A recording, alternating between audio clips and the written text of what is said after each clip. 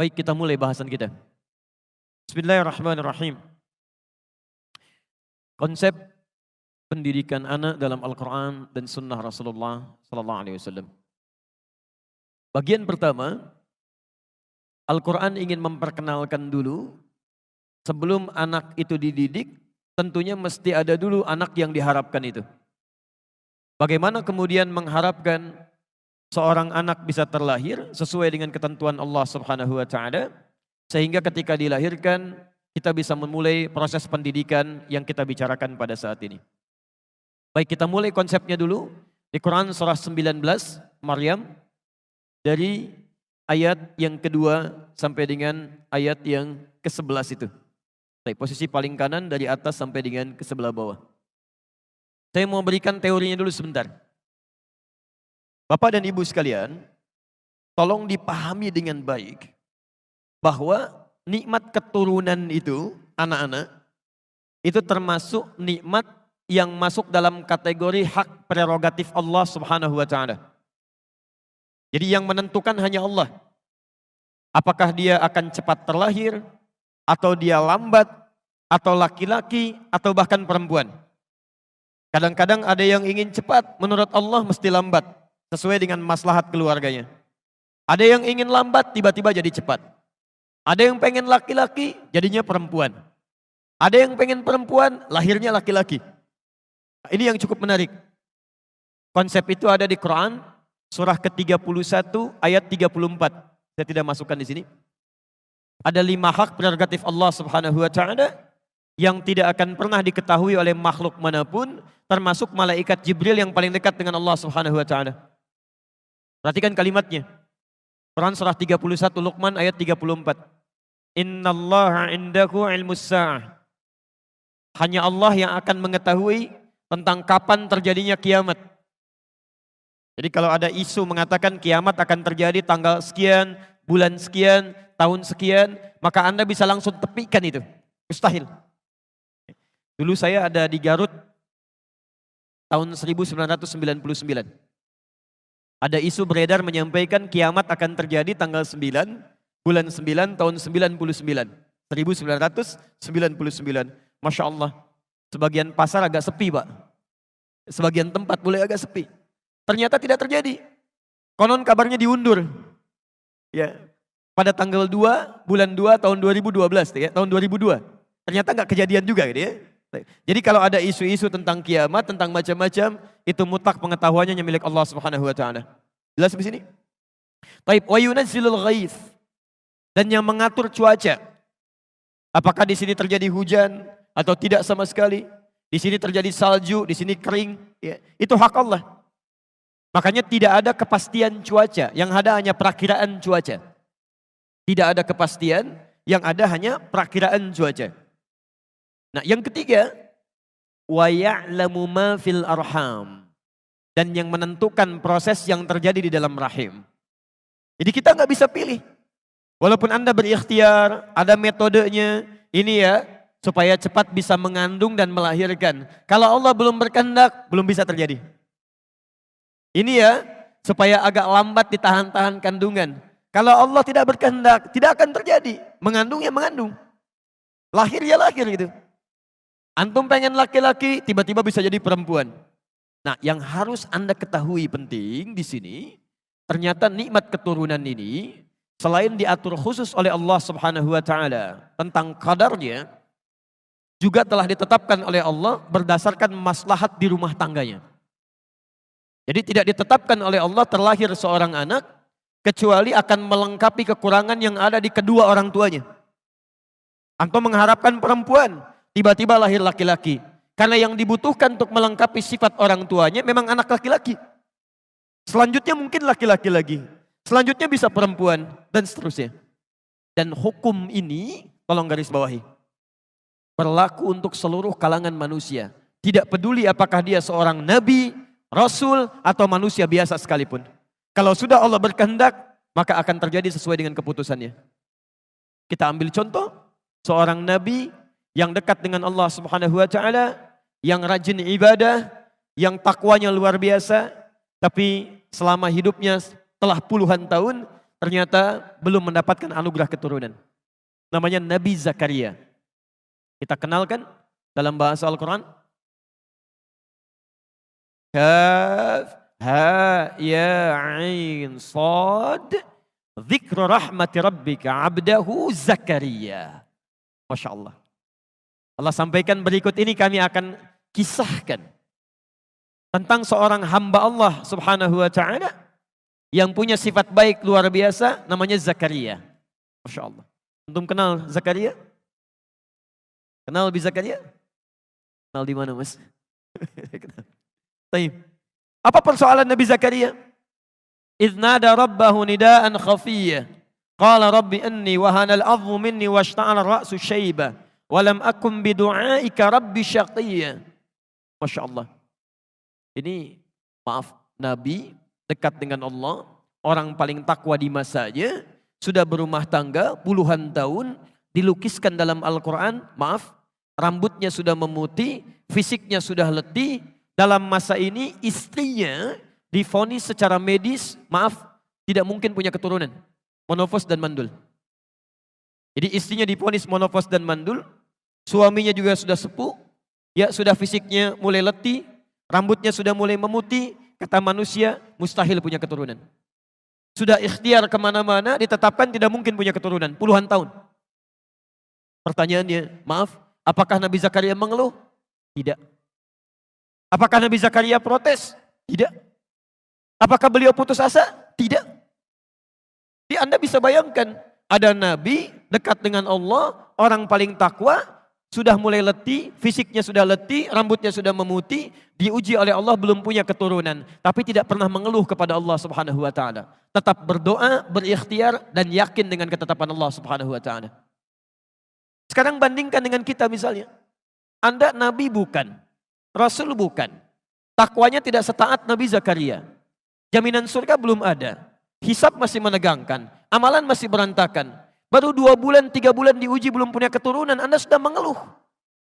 Dan kadang-kadang mengeluarkan kalimat-kalimat yang tidak pantas kepada Allah Subhanahu wa taala. Di mana kita perbandingannya dengan Nabi Zakaria?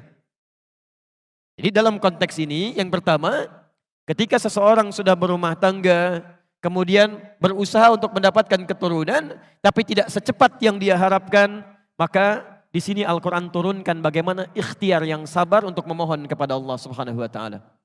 Jelas sampai sini? Baik. Saya teruskan dulu. Sekarang saya berikan kuncinya menurut Al-Quran. Lalu bagaimana kemudian Nabi Zakaria berikhtiar sampai akhirnya nanti mendapatkan keturunan dengan vonis dari manusia sudah nggak mungkin dapat itu. Quran surah ketiga Ali Imran ayat 38 sampai 39, posisi paling kanan sebelah atas di mushaf. Nanti Anda ambil rumus ini untuk diterapkan dalam kehidupan kita ya. Saya agak lambatkan uraiannya. Bismillah. Teman-teman perhatikan kisahnya. Hunalika da'a Zakaria rabbah. Maka di mihrabnya, saya ulang.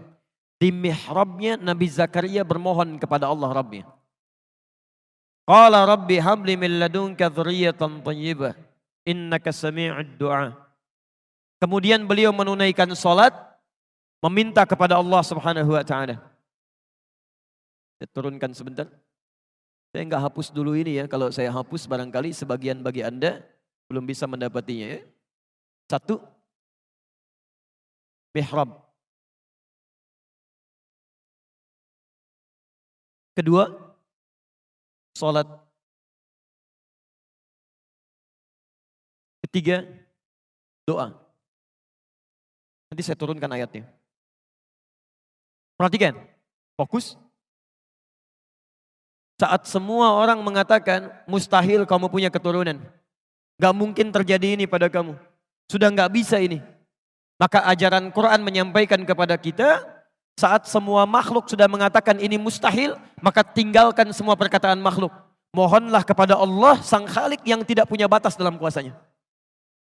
Jadi kalau Anda sedang mengalami peristiwa dalam kehidupan dunia, kemudian semua orang mengatakan itu mustahil, tidak mungkin, tidak bisa, itu tanda dari Allah Subhanahu wa taala yang pertama, agar meninggalkan semua pendapat manusia dan langsung bermohon kepada Allah Subhanahu wa taala. Ini rumusnya.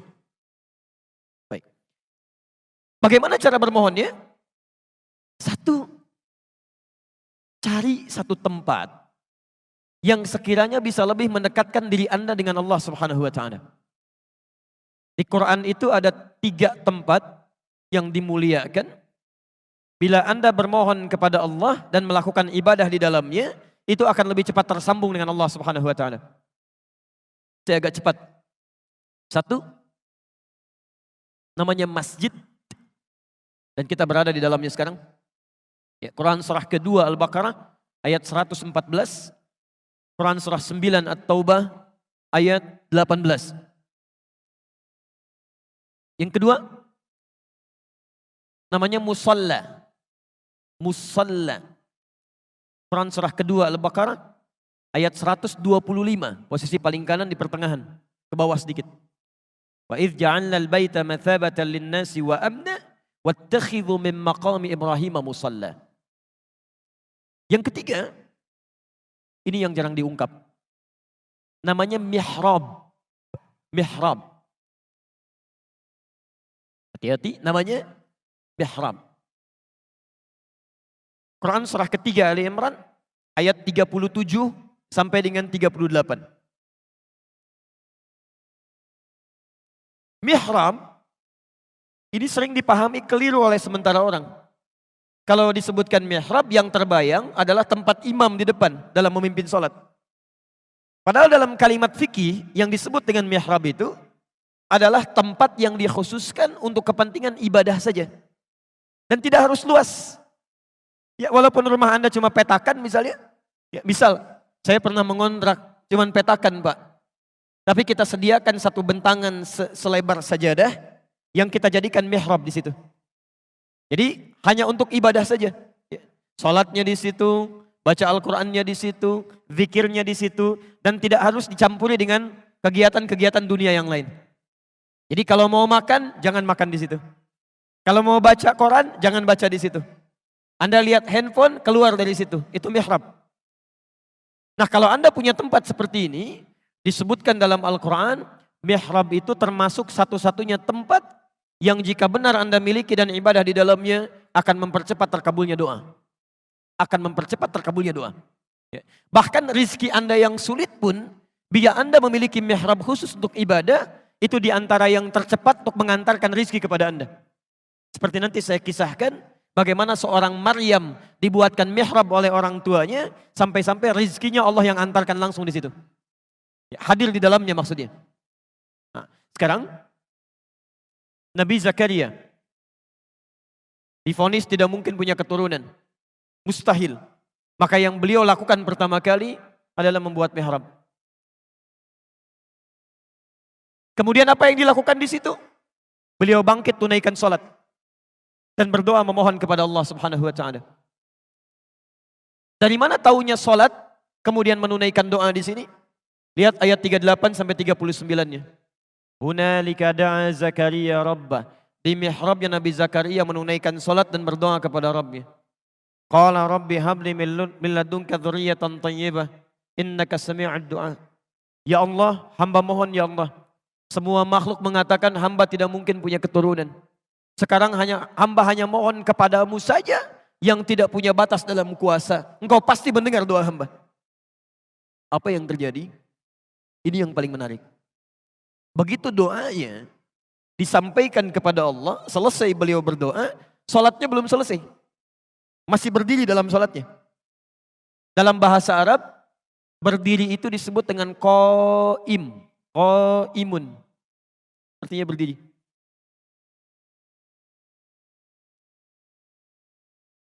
Masih sholat disebut dengan yusolli, yusolli, sedang sholat.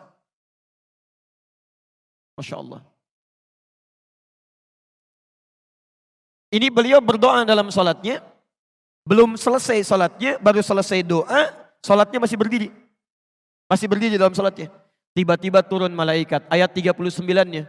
Fanadathul malaikatu wa huwa qaimun yusolli fil mihrab.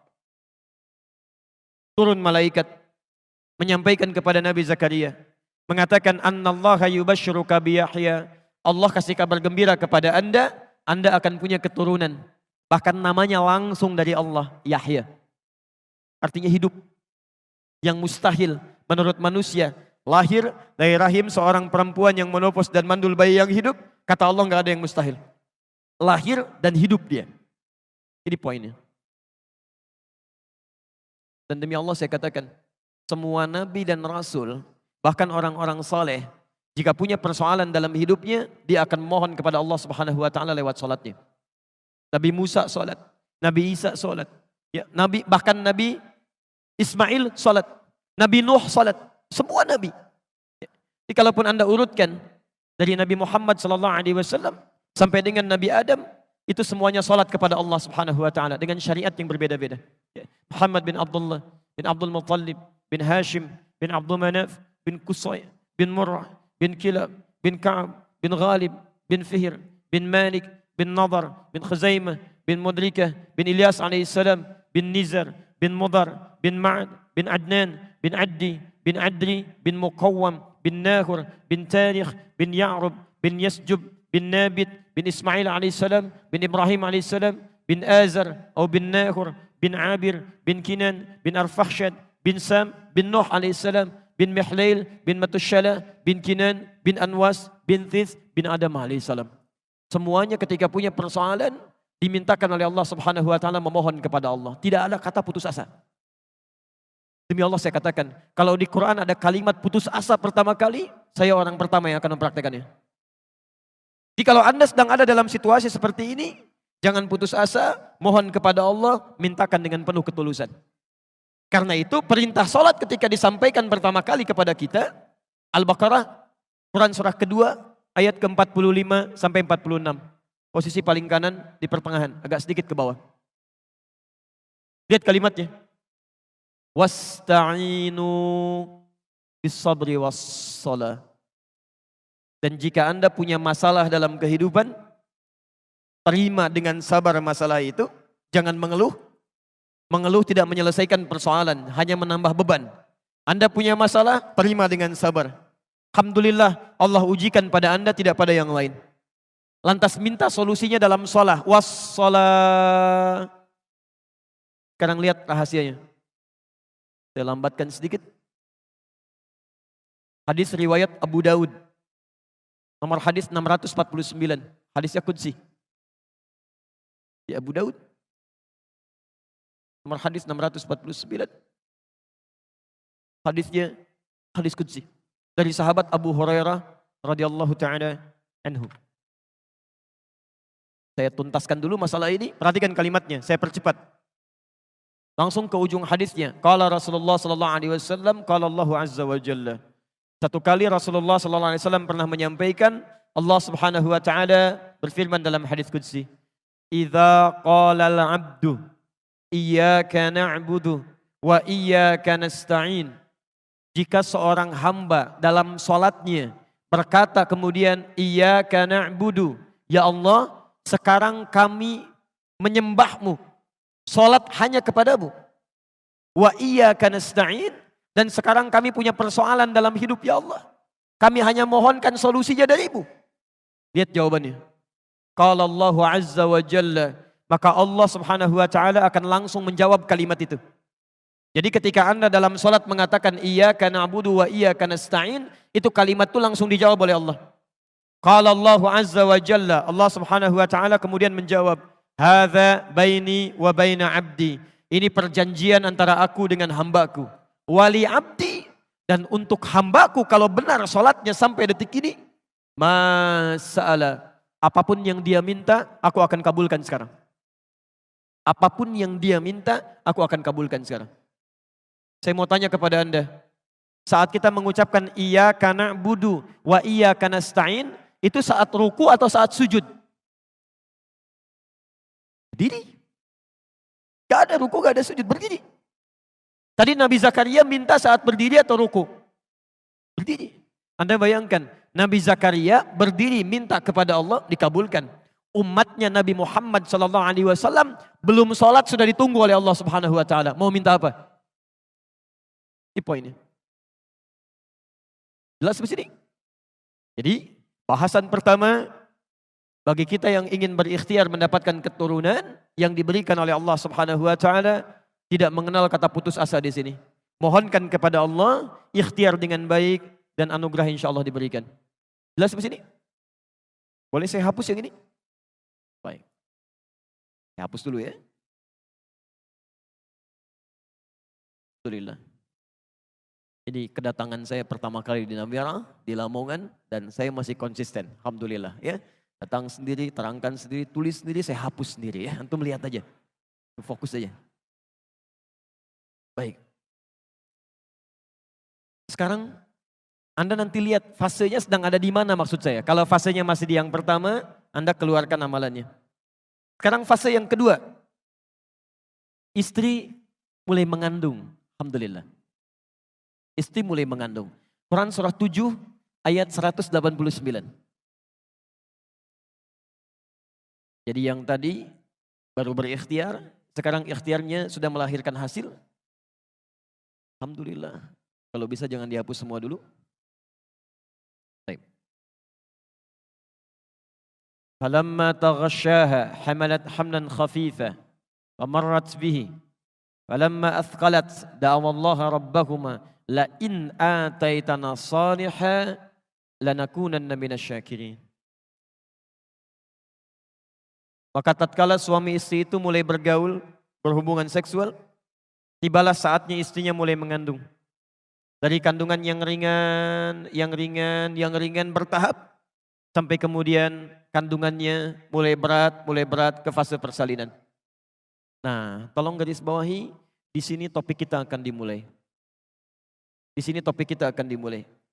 Ternyata konsep pendidikan anak tidak dimulai saat anak dilahirkan, tapi menurut Al-Quran justru bahkan dimulai sejak anak dalam kandungan.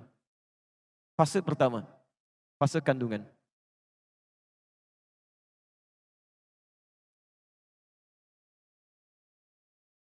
Apa yang harus dilakukan kedua orang tua dalam mendidik anak di dalam kandungan ketika mulai berproses, sehingga diharapkan anak itu tumbuh menjadi baik, dekat dengan Allah, dan bisa menjalani kehidupannya sesuai dengan yang diharapkan. Lihat kalimat Qurannya. Da'awallaha rabbahuma. Suami istri itu, keduanya. Ya. Bukan cuma istrinya, tidak hanya suaminya, tapi suami istri itu. Da'awallaha rabbahuma. Memperbanyak doa kepada Allah Subhanahu wa ta'ala. Ini bagian pertama. Doa. Apa yang dimintakan? Dalam ayat ini satu kalimat. La in ataitana salihah. Ya Allah, bila pun mohon ya Allah engkau berkenan menganugerahkan kepada kami anak yang soleh yang akan dilahirkan ini. Jadi pendidikan pertama dalam Al-Quran, ketika fase dalam kandungan, Quran mengatakan perbanyak oleh orang tuanya doa-doa permohonan kepada Allah agar yang terlahir menjadi anak yang soleh. Doa anak soleh.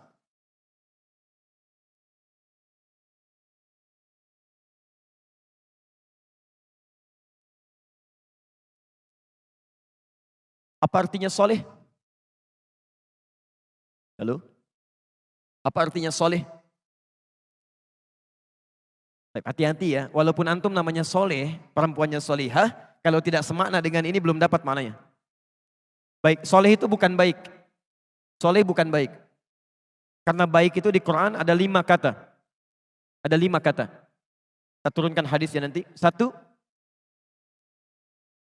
ada yang disebut dengan thayyib namanya, thayyib. Quran surah kedua ayat 168, posisi paling kanan sebelah bawah. Ya ayyuhan nasu kulu mimma fil ardi halalan thayyibah. Kalau disebutkan thayyib itu berarti baik fisiknya. Secara fisik. Makanya kata Quran kalau Anda ingin cari makan, cari makanan-makanan yang bisa membuat fisik Anda sehat. Tidak setiap yang diinginkan mesti dimakan. Ya, cari makanan-makanan terbaik yang membuat Anda bisa lebih kuat. Jadi kalau antum misalnya ke Saudi, umrah atau haji, ada orang Arab bertanya kaifa haluk, Dijawab alhamdulillah thayyib, itu artinya fisiknya sehat. Jelas? Tapi tidak setiap orang yang fisiknya sehat, baik, sikapnya juga bisa baik. Belum tentu. Belum tentu orang yang sehat punya kepribadian yang baik, belum tentu. Ya. Bahkan ada orang namanya thayyib, ya, 2 kali puasa, 2 kali lebaran, gak pulang-pulang. Ya. Ini masalah. Kita orang Lamongan apa orang mana itu? Ya. Nah, kalau kemudian sikapnya ingin juga menjadi baik, ya punya sifat-sifat yang baik, dimulai dari sifat dulu, maka berubah katanya dari thayyib menjadi khair. Khair. Ini sifatnya. Quran surah ketiga ayat 110. Posisi paling kiri sebelah atas. Kuntum khaira ummah. Anda itu umat terbaik. Punya sifat-sifat yang baik. Jadi kalau ada orang jujur, kita lebih jujur dibandingkan dengan dia. Kalau ada orang sabar, kita lebih sabar. Kalau ada orang tawadu, kita lebih tawadu. Jadi kalau ada orang-orang muslim, sifatnya lebih buruk dibandingkan dengan non-muslim, ada yang salah dengan keislamannya. Ini khair. Kalau sifat ini sudah berubah menjadi sikap. Ya. Sabar itu sifat. Dicela orang lain Anda tidak membalas, itu sikap namanya. Maka berubah dari khair menjadi ma'ruf. Ma'ruf. Quran surah ketiga, Ali Imran ayat 104. Posisi paling kanan di pertengahan. Wal takum minkum ummatun yad'una ilal khair wa ya'muruna bil ma'ruf. Ini sikap. Ketua MUI sekarang Kiai Haji Ma'ruf Amin punya sikap-sikap yang baik dalam kehidupan. Sikap. Tapi maaf, jangankan orang beriman, yang belum beriman pun bisa punya sikap yang baik dengan orang di sekitarnya. Antum pernah lihat non-muslim baik? Yang bantu orang, yang bangun jalan, ada kan ya? Maka untuk membedakan antara orang beriman dengan yang belum beriman, sikap kebaikan ini mesti ada perbedaannya. Maka turun sifat yang keempat, nama yang keempat. Namanya ihsan. Ihsan. Saya naikkan ke atas. Ihsan.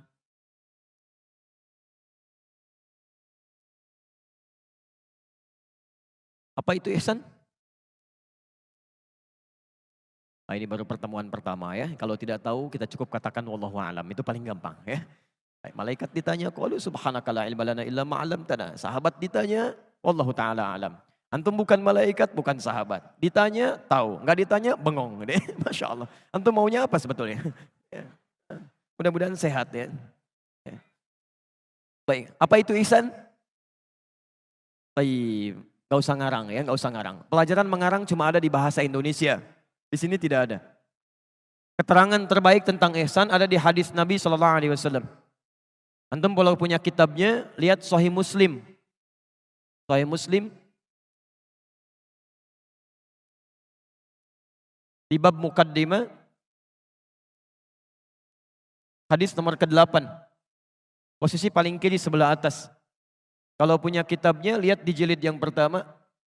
Bab Muqaddimah ini. Hadis nomor ke-8. Dari Umar bin Khattab. Kalau tidak punya kitabnya, cari Al-Arba'in. Lebih sedikit lagi. Hadis nomor kedua. Kalau tidak punya juga, saya bacakan sekarang. Ya. Lihat kalimatnya. Al-ihsanu an ta'budallaha ka'annaka tarahu fa illam takun tarahu fa innahu yaraka. Ihsan itu Anda menjadikan segala kebaikan sebagai ibadah karena Allah Subhanahu wa taala. Jadi bedanya orang beriman dengan orang yang belum beriman, mohon maaf. Orang beriman itu menjadikan semua kebaikannya karena Allah. Dia bangun jalan karena Allah. Dia bantu orang karena Allah. Dia suguhi tamu karena Allah. Dia merawat anak karena Allah. Itu ihsan namanya. Kalau cuma berbuat baik saja, jangankan Anda, non-muslim pun bisa. Poinnya di situ. Jadi yang membedakan lillah, syahadatnya. Itu nomor satu. Nomor satu. Kalau sedekah itu 0, infak itu 0, bantu orang itu 0, Masya Allah. Kalau cuma bikin 0, yang lain banyak. Ciputra bisa banyak bangun masjid, Masya Allah.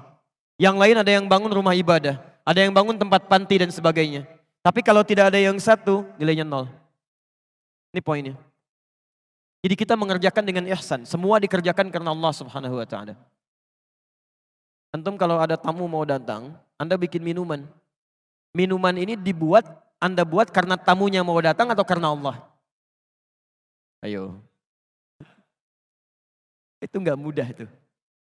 Kalau cuma bikin minuman karena tamu mau datang, jangankan Anda. Orang enggak beriman pun bisa mengerjakan itu. Kita mesti beda, kita itu ihsan.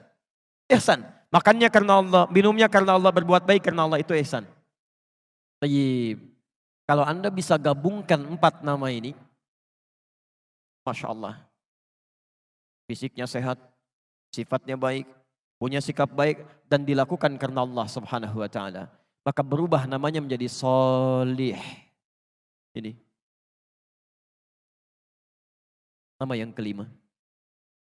Makanya ini sudah fitrah. Pada diri setiap orang tua pasti akan meminta anak yang soleh. Itu sudah fitrah. Saya belum pernah dengar sampai dengan hari ini ada seorang ibu yang khusyuk berdoa, ya Allah, anugerahkan hamba ya Allah anak yang thayyib. Itu enggak ada. Pasti soleh. Pasti ini. Silakan Anda cek.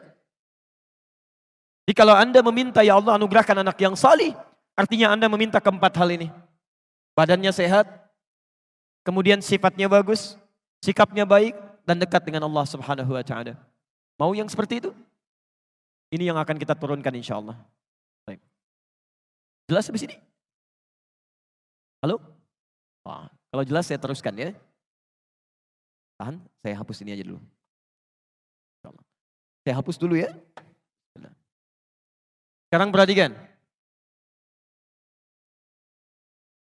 Saya cek dulu sebentar. Usia kandungan, pendidikan pertama, apa yang diisyaratkan oleh Quran?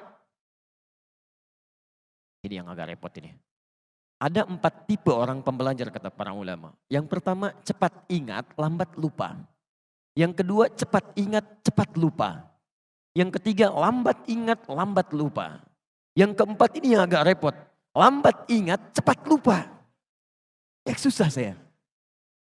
Baik, antum yang mana sebetulnya?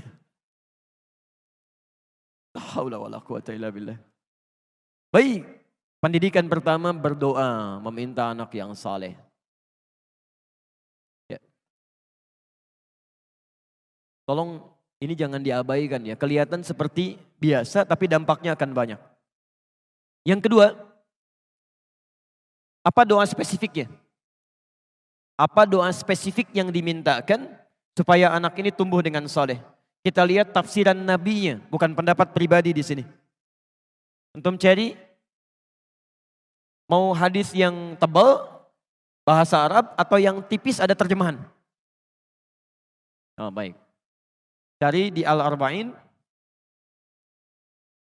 hadis nomor keempat riwayat Abdullah bin Mas'ud radhiyallahu ta'ala anhu, posisi paling kiri sebelah atas. Saya bacakan hadisnya. Nanti kalau sedang ada yang mengandung, khususnya nanti sebelum 4 bulan dengan di atas 4 bulan itu agak berbeda doanya. Saya bacakan hadisnya. Bismillah. Qala Rasulullah sallallahu alaihi wasallam wa huwa as-shadiqul masduq. Satu kali Rasulullah sallallahu alaihi wasallam pernah bersabda, sedangkan beliau orang yang selalu benar dan dibenarkan oleh orang lain. Inna ahadakum yujma'u fi batni ummihi 40 yawman nutfah. Sungguh setiap Anda itu, setiap anak cucu Adam akan dihimpun di perut ibundanya dengan berproses. 40 hari pertama berbentuk nutfah, campuran antara spermatozoa dengan ovum, baru bercampur, berproses. Thumma yakunu mithla dzalika 'alaqah. 40 hari yang kedua berbentuk alaqah, zighat yang mulai menempel di dinding rahim. Thumma yakunu mithla dzalika mudirah. 40 hari ketiga, usia 4 bulan sudah berbentuk mudirah. Saya pernah mengamati di Fakultas Kedokteran, itu istilahnya pun sama, menggunakan istilah hadis. Mudirah. Ya. Sebentuk daging kunyahan, yang mulai ada bentuknya. Tayyib, ini yang menarik. Thumma yursalu ilaihil malak fayanfukhu fihi roh. Dalam usia 4 bulan inilah kemudian diutus malaikat untuk meniupkan rohnya dengan izin Allah Subhanahu wa taala.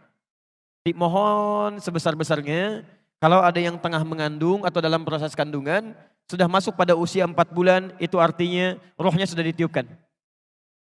Nah, dalam usia 4 bulan ini kemudian wa yu'maru bi katsbi arba'in. Diperintahkan oleh Allah Subhanahu wa taala untuk menetapkan 4 hal. 4 hal. 1, bi katsbi rizqihi. Tetapkan rizkinya. Kedua, wa ajalihi. Ajalnya. Yang ketiga, wa amalihi. Amal perbuatannya.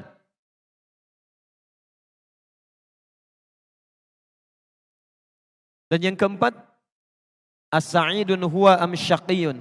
Apakah bahagia hidupnya atau dia nestapa? Bahagia dan sengsaranya. Yang 2 pertama ini disebut dengan qadar. Yang 2 terakhir disebut dengan takdir. Ini perbedaannya. Fokus. Kalau qadar itu artinya ketetapan Allah yang ditetapkan tanpa campur tangan makhluk dan tidak ada ikhtiar di situ. Pokoknya sudah begitu. Dari lahir sampai dengan meninggal, ikhtiar kita tidak akan merubah itu. Misal ajal. Ya. Ajal itu batas akhir kehidupan kita. Misal, saya tarik dari 0 sampai 63 tahun misal. Ada yang sampai ajalnya 63 tahun. Ada yang sampai 60 tahun. Ada yang cuma 6 tahun. Ada yang cuma 3 tahun. Bahkan ada yang cuma 3 hari. Kalau sudah sampai di batas ajal ini, maka sudah selesai kehidupannya. Gak bisa nambah, gak bisa dikurangi. Quran surah 7 ayat 34. Idza jaa ajaluhum la yastakhiruna sa'ata wa la yastaqdimun. Kalau sampai di batas ini, maka tidak bisa dia memajukan atau dia mundurkan. Nah, ketetapan sampai meninggal ini, itu tidak bisa dirubah oleh apapun. Termasuk oleh doa. Di Anda berdoa sekhusyuk apapun, tidak akan pernah menambah batas ajal Anda. Paham sampai sini? Baik. Yang ini disebut dengan takdir. Takdir itu ketetapan Allah yang dikukuhkan berdasar ikhtiar makhluk. Jadi ada ikhtiar di situ. Ada ikhtiar. Azan berkumandang, Allahu Akbar, Allahu Akbar. Anda bisa punya pilihan. Mau ke masjid menunaikan sholat, atau teruskan melakukan aktivitas dunia. Itu ikhtiar Anda.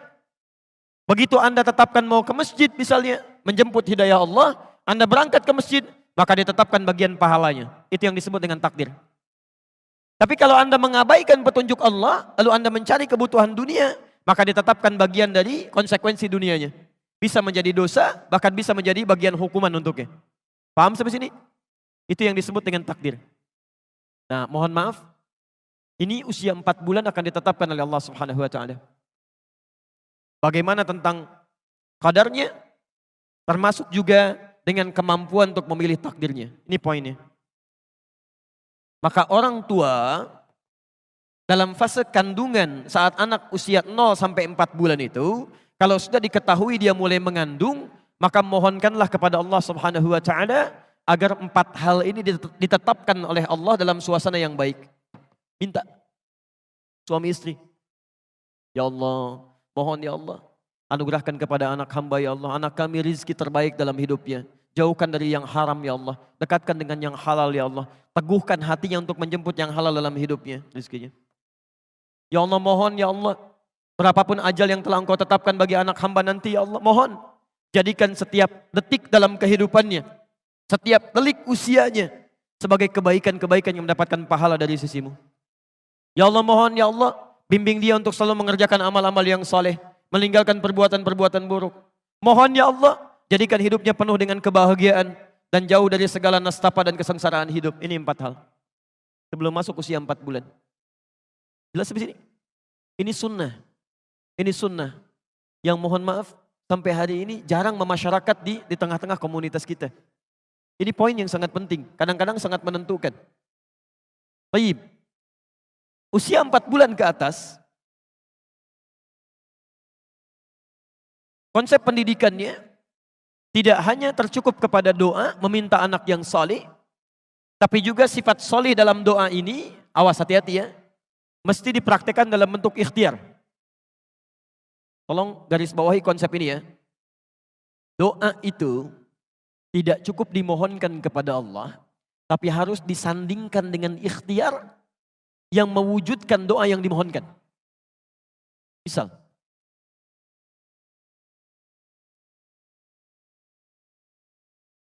bapak ibu memohon kepada Allah supaya anaknya bisa rajin sholat, hafal Al-Quran, doanya bagus. Tapi ikhtiarnya tidak sesuai dengan doanya. Maaf, Anda sekolahkan di tempat yang tidak pernah mengajarkan sholat. Disekolahkan di tempat yang tidak pernah mengajarkan Quran, itu nggak nyambung namanya. Makanya orang tua dalam fase kandungan ini, ketika anaknya sudah mulai berkembang dalam kandungan, maka permohonan doa meminta anak yang soleh ini diiringi dengan ikhtiar orang tua. Apa diantaranya? Hadis riwayat Muslim. Nomor hadis 1056. Kembali ke Al-Arba'in. Nomor hadis yang ke-10. Posisi paling kanan sebelah atas. Baik. Saya percepat saja pada kesimpulannya. Satu, dimintakan oleh Nabi SAW di hadis ini supaya orang tua menjaga dirinya dari segala yang diharamkan oleh Allah Subhanahu wa taala. Awas, hati-hati. Segala yang masuk ke dalam perut Anda, kalau itu haram, maka pengaruhnya bukan cuma menjadi daging nanti, tapi menjadi sekat terkabulnya doa yang kita panjatkan kepada Allah. Saya beri ilustrasi begini. Ini apa? Jangan katakan wallahu a'lam ya. Ini gelas isinya air ya. Baik. Lihat sini, poin, fokus. Ini apa? Gelas isinya air, ada tutupnya ya, lebih jelas lah. Sekarang perhatikan. Kalau saya buka tutupnya, bisa nggak saya masukkan benda-benda lain? Spidol bisa? Aqua bisa? Baik. Sifat doa, ketika dimohonkan kepada Allah, kata Al-Quran, doa itu tidak ada yang ditolak, semuanya akan dikabulkan. Setiap Anda mohonkan, demikian Allah akan kabulkan. Kalau tidak sekarang, besok. Kalau bukan besok, di masa yang akan datang, saat kita siap menerimanya. Konsepnya ada di Quran, surah kedua Al-Baqarah, ayat 186, posisi paling kiri sebelah bawah. Wa idza sa'alaka 'ibadi 'anni fa inni qarib ujibu da'watad da'i idza da'an. Kalau hambaku mencari-cari aku, bertanya padamu Muhammad untuk mencariku, katakan padanya aku sangat dekat. Dan jika dia bermohon kepadaku, pasti aku akan kabulkan. Di sifat doa itu kalau dimohonkan pasti dijawab. Sekarang yang jadi masalah, ada seseorang yang Nabi kisahkan. Yutilus safara, thumma dzakara rajula. Nabi mengisahkan seorang laki-laki. Yutilus safar, menempuh perjalanan yang panjang. Ash'atha aghbara, sampai penampilannya berantakan. Yamuddu yadaihi ilas sama, mengangkat tangannya ke langit. Maaf Bapak dan Ibu, tolong garis bawah ini ya. Seorang yang menempuh perjalanan panjang, itu diantara kemuliaannya mempercepat terkabulnya doa. Anda berdoa mengangkat tangan begini ke langit, itu termasuk mempercepat terkabulnya doa. Itu ada di Abu Daud, nomor hadis 1488 sampai 1490. Dan cara mengangkatnya bukan terpisah begini, tapi mendekat seperti ini. Mendekat. Ya, jadi ini redaksi riwayatnya mendekat bukan menjauh. Taib. Orang ini menempuh perjalanan panjang, mengangkat tangannya ke langit, kemudian dia bermohon dengan al-asmaul husna. Faqala ya Rabb, ya Rabb. Keterangan ketiga dalam Al-Quran. Surah ke-17 dari ayat 110 sampai 111. Posisi paling kanan sebelah atas. Qulid'ullaha awil ar-Rahman ayyamma tad'u falahul asma'ul husna. Kalau Anda punya kebutuhan, sebut nama Allah atau namanya Ar-Rahman, atau kalau Anda paham, cari nama-nama Allah yang sesuai dengan kebutuhan kita. Anda juga bisa mengunjungi Facebook kami di facebook.com/amanahinsanmadani atau bisa tonton kami di youtube.com/sahabatyamima dan follow Twitter kami di twitter.com/@sahabat_yamima. Sahabat Yamima, peduli dan memahami.